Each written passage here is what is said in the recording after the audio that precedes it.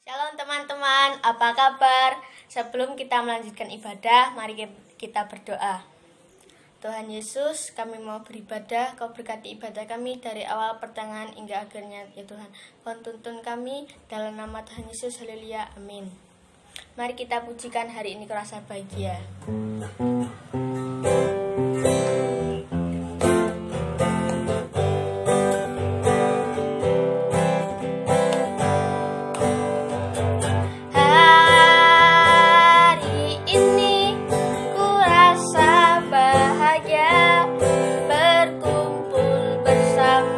Saudara seiman,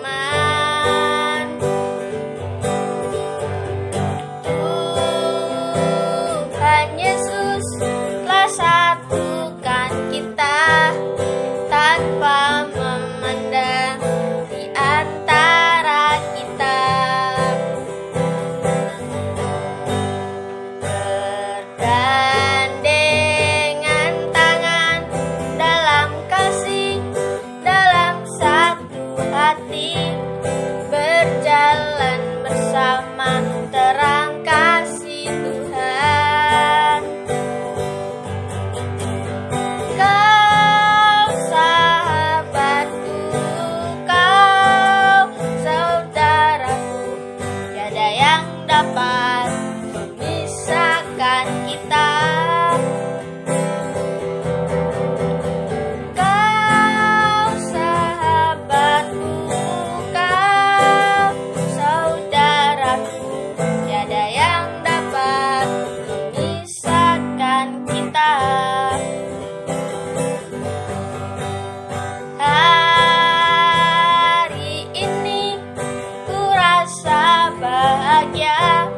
Berkumpul bersama saudara seiman.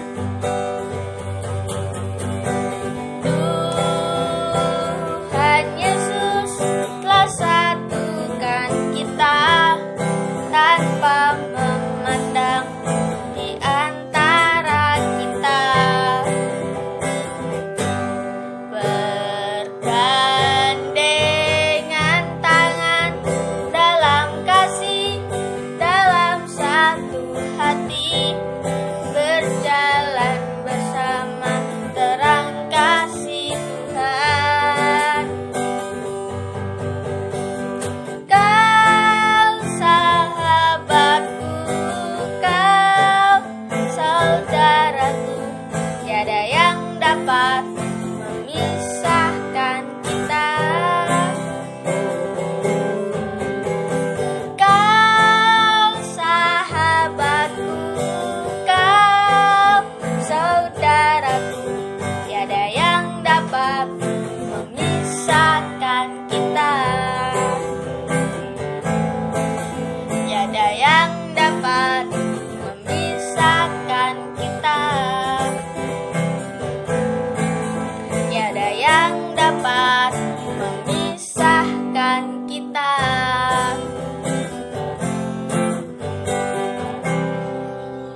Sebelum kita mendengarkan firman Tuhan yang disampaikan oleh Bu Agus, mari kita pujikan lingkup-lingkup.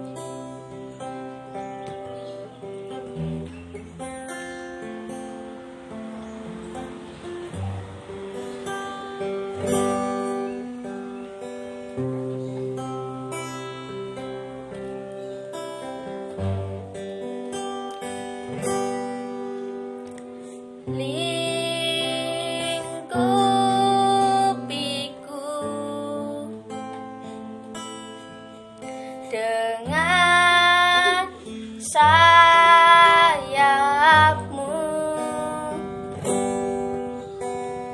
naungiku,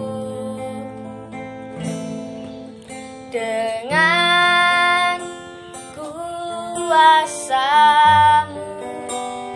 di saat badai bergelora. Ku akan terbang bersamamu,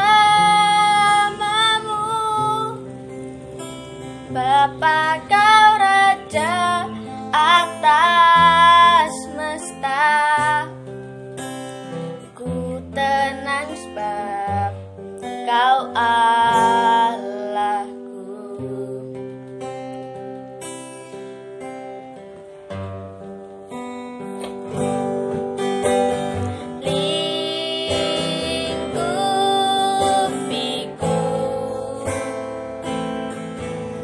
dengan sayapmu,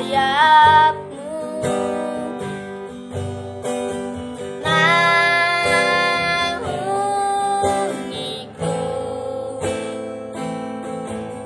dengan kuasamu di saat badai bergelora. Ku akan terbang bersamamu, Bapa Kau Raja atas semesta. Ku tenang sebab Kau Allah. Di saat badai bergelora, ku akan terbang bersamamu, Bapa Kau Raja atas semesta.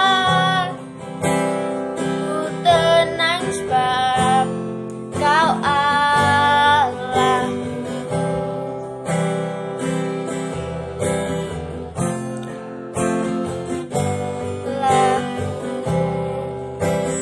Ku tenang sebab Kau Allah. Ku tenang sebab Kau Allah.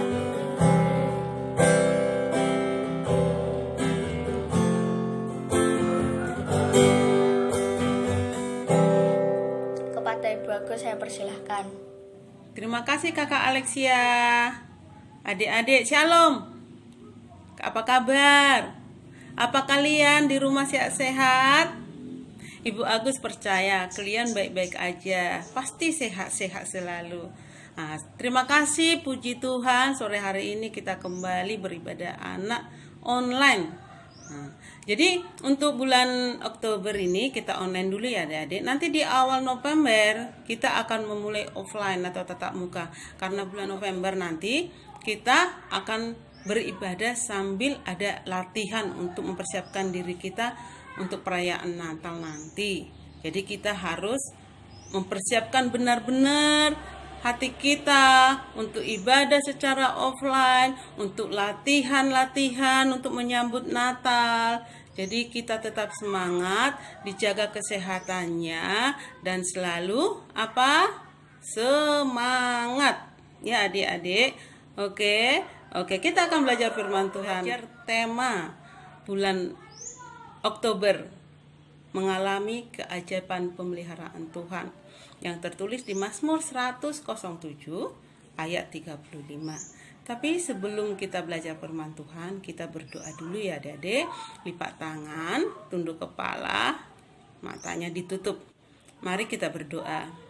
Tuhan Yesus yang baik, terima kasih atas pemeliharaan-Mu kepada kami, kepada adik-adik yang di rumah, sehingga kami bisa beribadah sore hari ini Tuhan, dengan keadaan sehat, tidak kekurangan apapun. Terima kasih kami sudah memuji, memuliakan nama-Mu melalui puji-pujian kami. Dan sekarang tiba saatnya Tuhan, kami akan belajar firman-Mu. Biarlah firman-Mu ini Tuhan menjadi pegangan hidup kami, buka hati dan pikiran kami supaya kami fokus di dalam firman-Mu. Terima kasih Tuhan Yesus, berkati juga hamba-Mu ini yang menyampaikan firman. Engkau tutup bungkus dengan salib-Mu ya Tuhan, sehingga apa yang keluar dari mulut anak-Mu ini Tuhan bisa memberkati anak-anak yang ada di rumah. Terima kasih, di dalam nama anak-Mu Tuhan Yesus Kristus kami berdoa. Amin. Amin. Terima kasih adik-adik. Apa sudah disiapkan Alkitabnya? Ayo, kita akan belajar firman Tuhan. Ada tadi apa di mana? Di ayat tema kita apa, Dedek? Di Mazmur 107 ayat 35. Sudah siap? Bu Agus akan bacakan ya adik-adik. 107 ayat 35. Dibuatnya padang gurun menjadi kolam air, dan di tanah kering menjadi pancaran-pancaran air. Jangan malas mikir, jangan malas sekolah, jangan malas berdoa.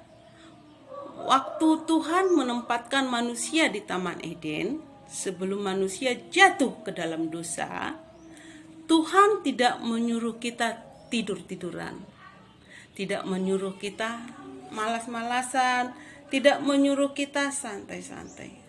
Tetapi Tuhan memerintahkan manusia itu untuk bekerja dan diperintahkan produktif supaya kita, adik-adik, bisa seperti Allah yang bekerja dan diberkati walaupun ada di hadapan Tuhan di Taman Eden, dan Tuhan menyediakan semuanya, tetapi Tuhan menyuruh Adam untuk bekerja, bukan untuk malas-malas, bukan untuk menerima siap habis dimakan, tidak untuk tidur-tiduran, tapi Tuhan menyuruh untuk bekerja. Ketika kita rajin berpikir, ketika rajin kita bersekolah, rajin berdoa, pasti ada jalan dalam pemeliharaan yang dahsyat dari Tuhan untuk kita, untuk adik-adik yang ada di rumah, juga sama Bu Agus tentunya. Oke. Untuk tema bulan ini, mungkin banyak kesaksian-kesaksian adik-adik di rumah. Apa keajaiban-keajaiban Tuhan yang diberikan kepada adik-adik? Apa pemeliharaan Tuhan yang diberikan sama adik-adik? Ayo adik-adik sharing, bersaksi antara satu. Nanti kalau kita offline, ayo kita bersaksi. Selama kita online beribadah anak, apa yang adik-adik dapatkan? Apa yang adik-adik saksikan kepada teman-teman untuk kita menjadi berkat, bersaksi, mendapatkan keajaiban di dalam pemeliharaan Tuhan. Bagaimana kita mengalami keajaiban pemeliharaan Tuhan? Caranya apa? Satu, percaya keajaiban Tuhan. Adik-adik, sebelum Allah menciptakan manusia di hari ke-6, Allah terlebih dahulu menciptakan apa? Udara, lautan, daratan, binatang, tumbuh-tumbuhan, dan segala sesuatu yang diperlukan manusia. Ini berarti kita ada dalam pemeliharaannya Tuhan. Contoh, siapa yang punya binatang peliharaan di rumah? Kalau kita mempunyai binatang peliharaan di rumah, so pasti kita akan memberi binatang tersebut makan. Bukan 1-2 kali kita memberi, tapi seterusnya selama binatang itu hidup. Kita akan merawatnya, mengurusnya supaya binatang tersebut tidak sakit, supaya binatang tersebut enggak kotor, membersihkan binatang tersebut. Segala sesuatu yang diperlukan manusia, ini berarti kita ada di dalam pemeliharaan Tuhan. Begitu juga binatang tersebut. Sama seperti kita manusia, dipelihara karena Tuhan. Karena Tuhan adalah gembala yang baik buat kita domba-dombanya. Seperti firman Tuhan tertulis di Yohanes 10 ayat 11. Apa tadi? Akulah gembala yang baik. Gembala yang baik memberikan nyawanya bagi dombanya. Wow. Kenapa Tuhan Yesus menyebut kita disebut domba? Karena apa adik-adik? Karena manusia itu lemah. Kita itu lemah adik-adik. Adik-adik lemah, Ibu Agus lemah. Tidak berdaya. Mudah tersesat. Dan selalu berada dalam bahaya. Itu sebabnya kita perlu gembala yang baik. Penjaga yang tidak terlelap. Dan penyedia yang setia. Karena Tuhan Yesus selalu berjalan di depan saya dan adik-adik. Bukan seperti koboi. Kalau koboi berjalan di belakang, anak buahnya ada di depan. Sehingga kalau ada bahaya dari depan, koboinya bisa lari. Bukan gitu dengan Tuhan Yesus. Tuhan Yesus berjalan di depan kita, adik-adik. Kalau ada bahaya, Tuhan Yesus sendiri terlebih dahulu mati. Kita aman.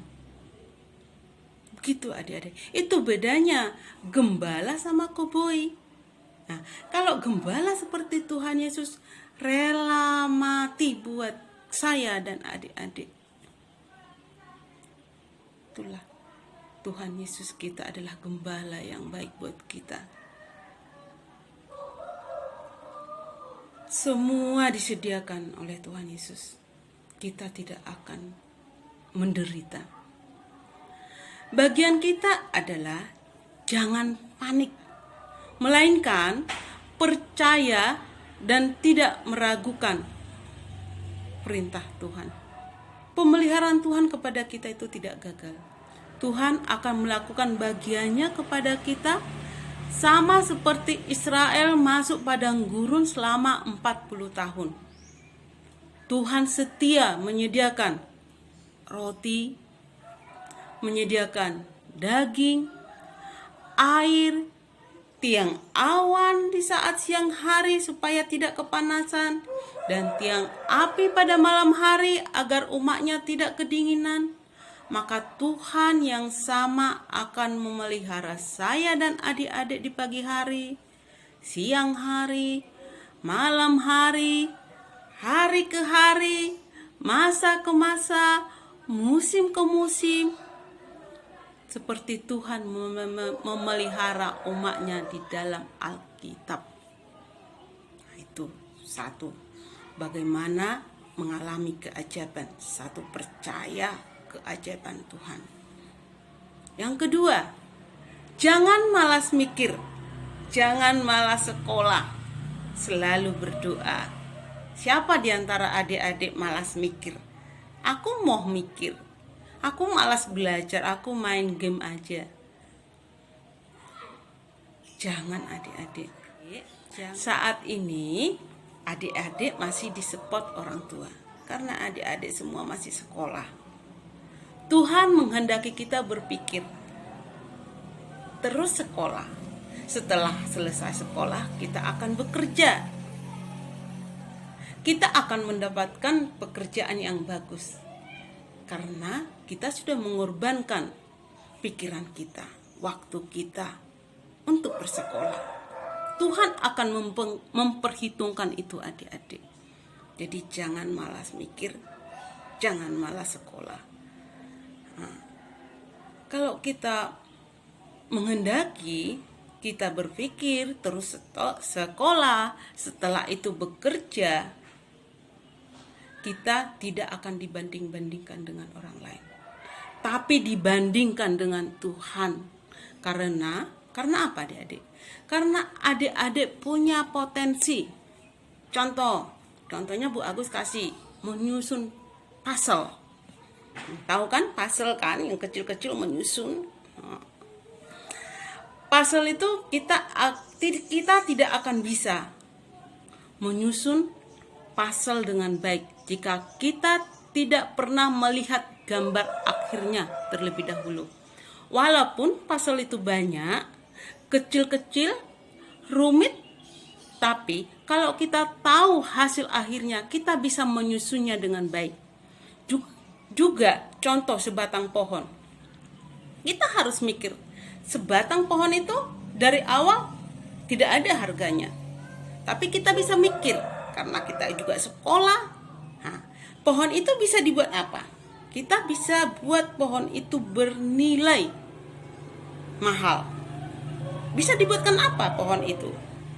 Satu, kita buatkan meja, kursi, rumah, jembatan. Bisa bernilai harga sebat pohon yang tidak ada harganya menjadi bernilai tinggi.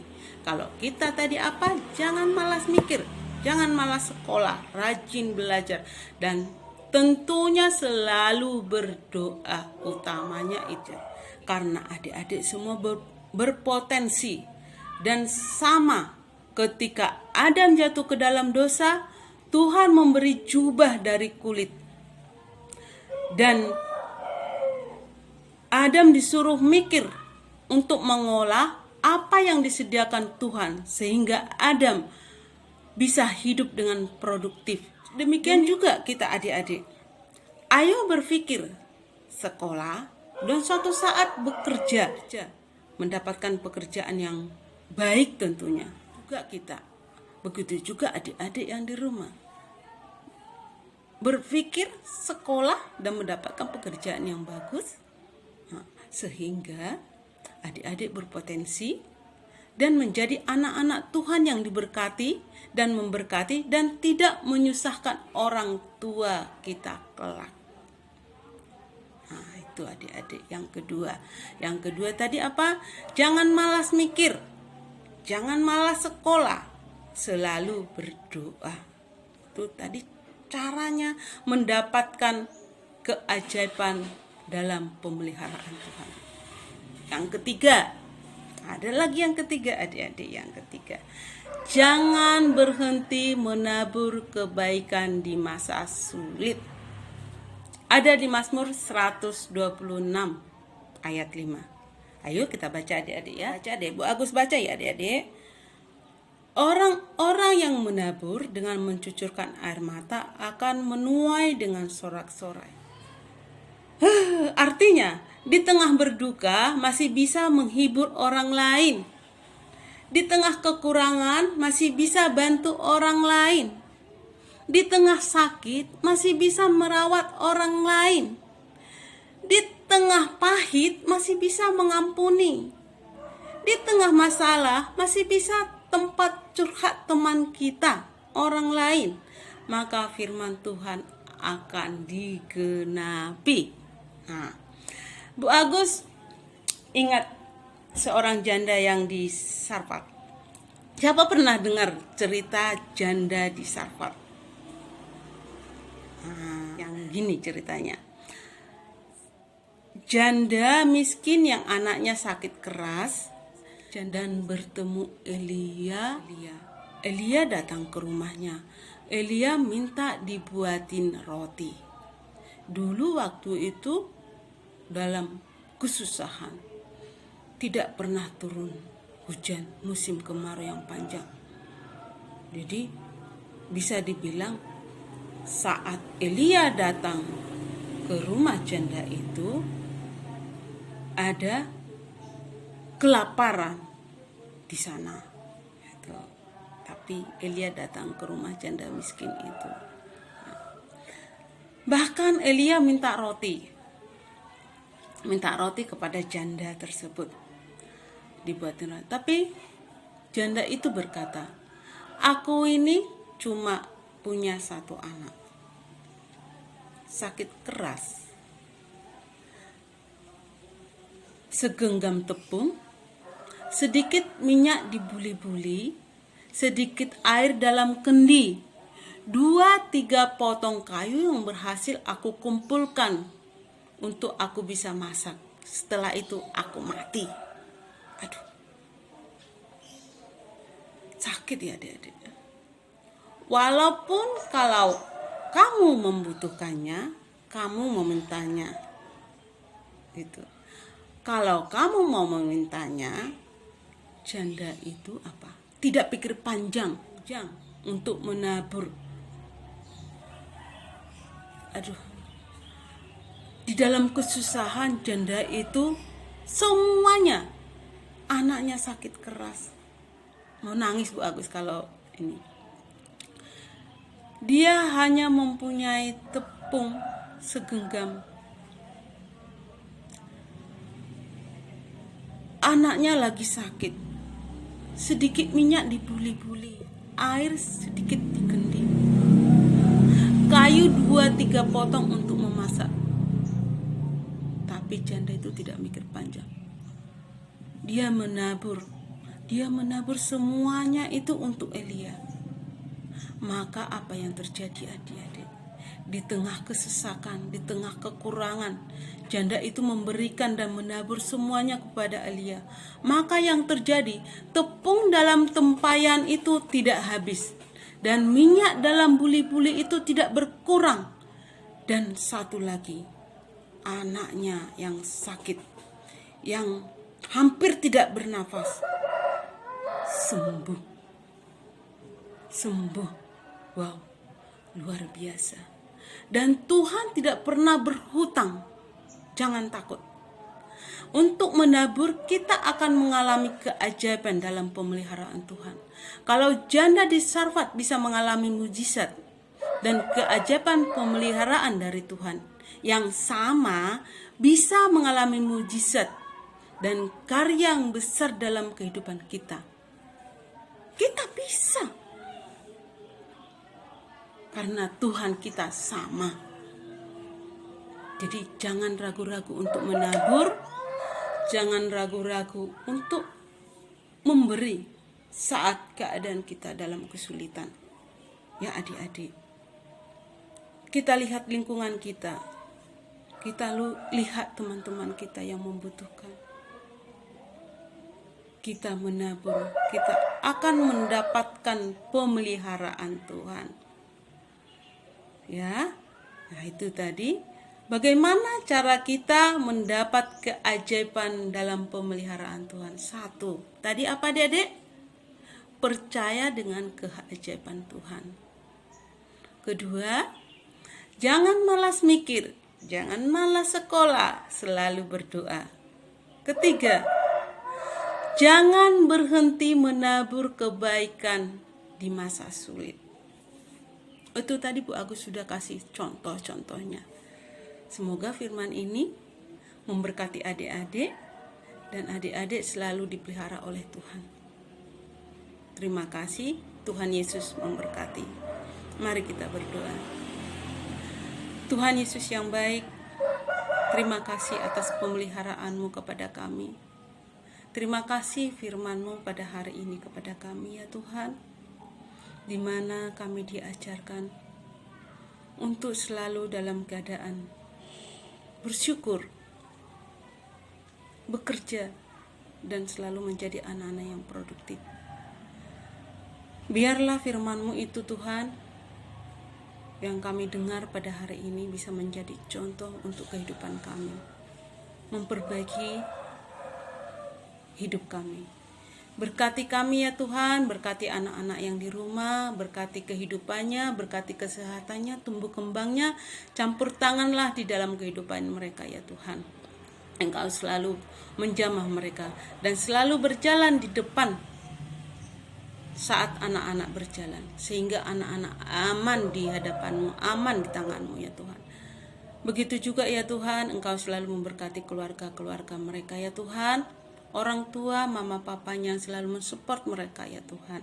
Engkau berikan kesehatan, Engkau berkati segala usaha dan pekerjaan mereka, sehingga mereka bisa mensupport anak-anaknya Tuhan, menjadi anak-anak yang sesuai dengan kehendak-Mu, menjadi anak-anak yang produktif, yang berpotensi di hadapan-Mu, juga di hadapan keluarga mereka masing-masing. Terima kasih Yesus, terima kasih ya Bapa. Inilah doa kami yang kurang sempurna, biarlah Tuhan yang menyempurnakan. Di dalam anak-Mu Tuhan Yesus Kristus kami berdoa. Haleluya, amin. Terima kasih adik-adik, Tuhan Yesus memberkati kita semua. Sampai ketemu lagi, God bless you.